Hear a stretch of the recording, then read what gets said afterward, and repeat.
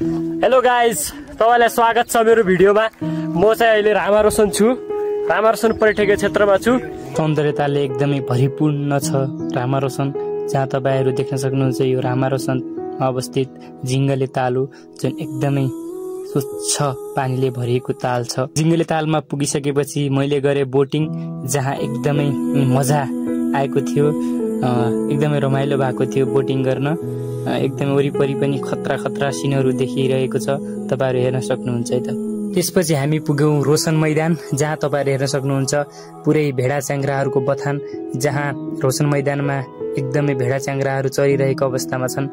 एकदमै रमाइलो दृश्य छ, जहाँ भेडाहरू मजाले रामारोसनको रोशन मैदानमा रहेको चरणहरू चरिरहेको छ है। रोशन मैदानमा पुगिसकेपछि मैले हाने सर्टफुट, जहाँ अलिकता रमाइलोको लागि मात्र सर्टफुट हान्दाखेरि धेरै पर्र फाल्न सकिएन है, ढुङ्गा त्यति मात्र खस्यो। रामारोसन एकदमै राम्रो छ, जहाँ हामीलाई रामारोसनले पर्खिरहेको छ।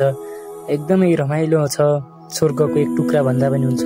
तपाईहरु पनि एकचोटि आएर अवश्य भिजिट गर्नुहोला है त।